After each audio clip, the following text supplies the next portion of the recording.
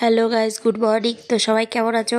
তো তো আজকে শ্রেষ্ঠার স্কুলের নাচের প্রোগ্রাম আছে, তো সেই জন্য রেডি হচ্ছে। মোটামুটি বেসিক যেগুলো রেডি হওয়ার সেটা করেছে, আর বাকিটা ওই ক্যামেরাম্যান যারা মেকআপ ম্যান আছে, সরি ভুল বললাম, ক্যামেরাম্যান নয় মেকআপ ম্যান, তারাই করে দেবে।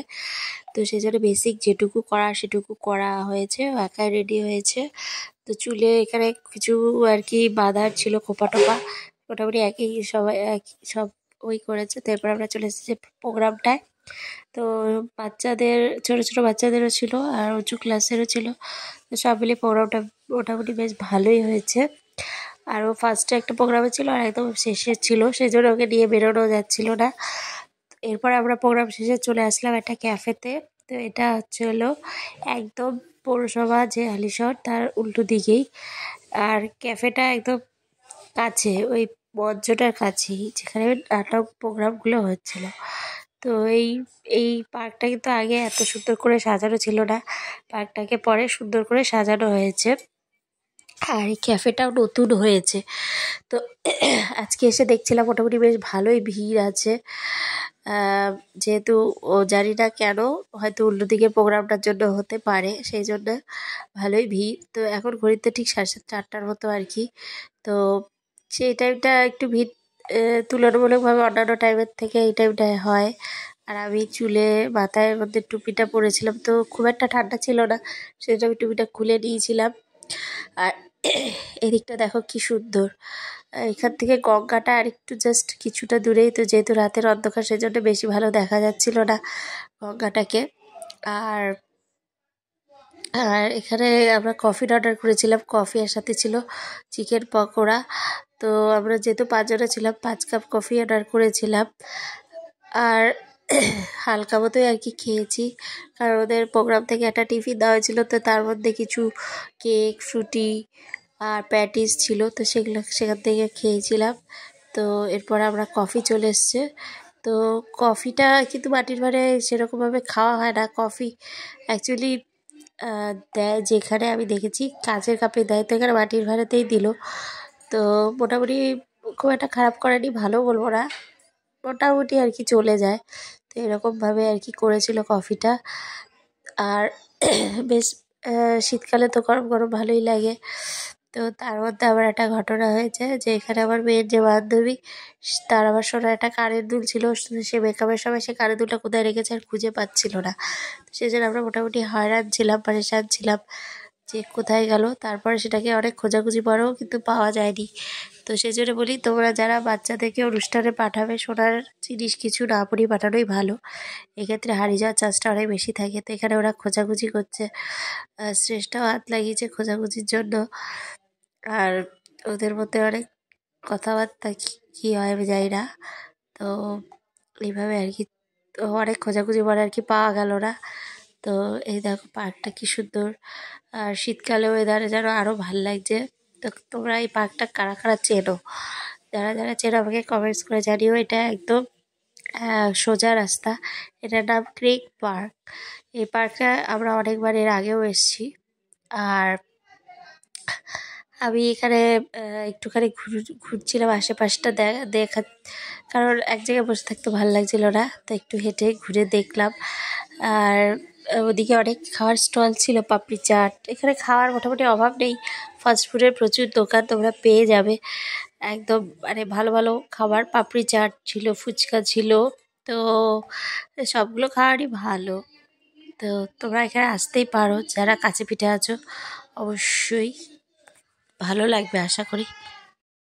I'm dreaming in dreams bigger than me, taking my time. দেখো বটগাছটা কত বড় বটগাছ। এই জায়গাটা দেখো বাইক রাখারও জায়গা আছে, পার্কিং সিস্টেম মতো।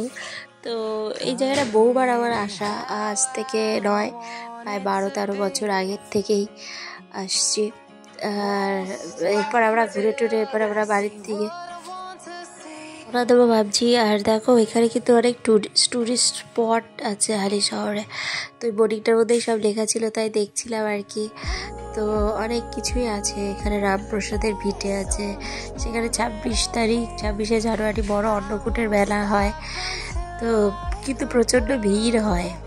আর রানীর হাঁসপুরি ঘাট আছে, তো এইসব জায়গাগুলো মোটামুটি আছে দেখার মতো আর কি। এখানে ঐতিহাসিক বলা ভুল, ধর্মীয় স্থান আছে প্রচুর।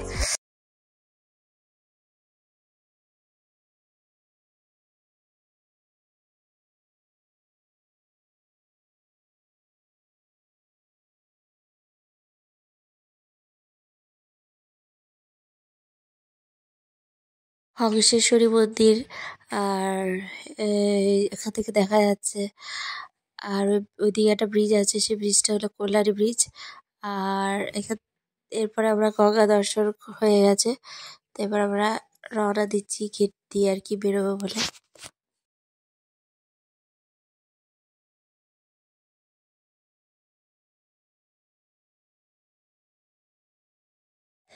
আজকে ঠান্ডাটা তুলনামূলকভাবে অনেকটাই কম ছিল, সেই জন্যে অসুবিধা হচ্ছিল না। আর আর ঠান্ডা বেশি থাকলে বেরোতে অসুবিধা হয়ে যায়। ওরা মোটামুটি কমপ্লিট, তো এরপর আমরা বেরিয়ে যাচ্ছি পেছনের গেট দিয়ে আর কি। তো পেছনের গেট দিয়ে বেরোতে গেলে এদিক দিয়ে উঠতে হবে আর কি। তো এখানে অনেক বাচ্চাদেরও চড়ার জিনিস আছে, যেমন স্লিপ আছে, দোলনা আছে। তো এগুলো আর কি। আর এখানে বসারও জায়গা আছে। আর এখানে দোলনাতে আমি একবার বসেছিলাম, তখন এরা মানে আশেপাশের লোকেরা আমাকে অবজেকশন করেছিল যে এটা ছিঁড়ে যাবে। ঠিকই তো, দোলনা কিন্তু এটা আমার ওয়েটটা রাখতে সক্ষম নয়, ছিঁড়েও যেতে পারে। তারপরে আমরা গেট দিয়ে আর কি টোটো ধরবো, টোটো করেই যাবো। বাসে করেও আসা যায়, কিন্তু আমরা বাসে করে আসিনি, টোটো করে আর কি রিটার্ন করছি। এখানে যে গাছগুলো আছে, তো কী গাছ তোমরা নাম জানো কিনা আমি জানি না। তো এই গাছগুলো আছে ভালো ভালো। আর এখানে বসারও জায়গা খুব সুন্দর। তো এবার আমরা বেরিয়ে এসেছি, বেরিয়ে এসে টোটো ধরে এবার আমাদের আর কি যাওয়ার জায়গা হলো চাকদা। তো আমরা ট্রেন ধরে নিয়েছি, ট্রেনে আছি। তো ট্রেনে করে চাকদা যাচ্ছি। আর এখানে দেখো ঝালমুড়ি অর্ডার দিয়ে নিয়েছি। ঝালমুড়িটা অনেক কিছু দিয়ে মাখা ছিল, বাদাম টাদাম, তো সব কিছু দিয়ে মেখে 20 টাকা নিল। তো ঝালমুড়িটা আর কি খাবো এখন।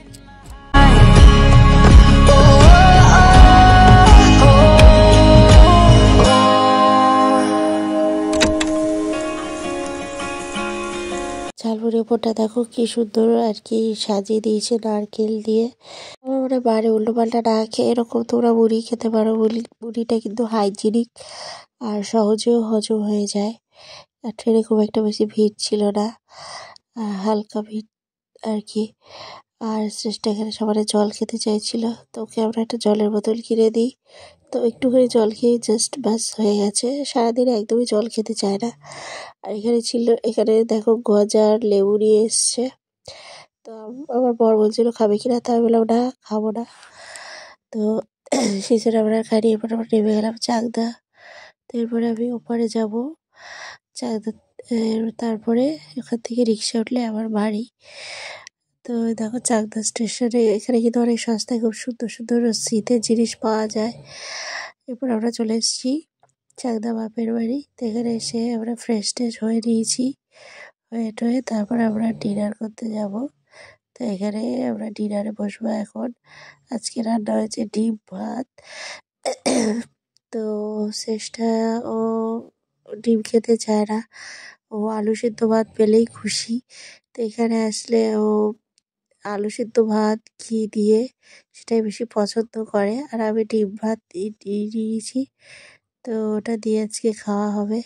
তো মায়ের হাতের আর কি ডিম ভাত একটু স্পেশাল তো হয়ই। বাড়িতে যতই খাও কিন্তু মানে সেই ছোটোবেলার কথা মনে পড়ে যায় এখানে মায়ের হাতের রান্না খেলে। যেহেতু আমি মোটা হয়ে যাচ্ছি, তো সেই জন্য ভাত একটু কমিয়ে নিলাম, অল্প করেই খাবো। আর ডিমটা চলে এসছে, সঙ্গে আলু ভাজা ছিল, আর সঙ্গে ছিল ডাল, পেঁয়াজ দিয়ে ডাল। তো খেয়ে নিই, চলো খেয়ে ঘুমিয়ে পড়বো আজকের মতো। সবাই ভালো থেকো, good night, tata, bye bye.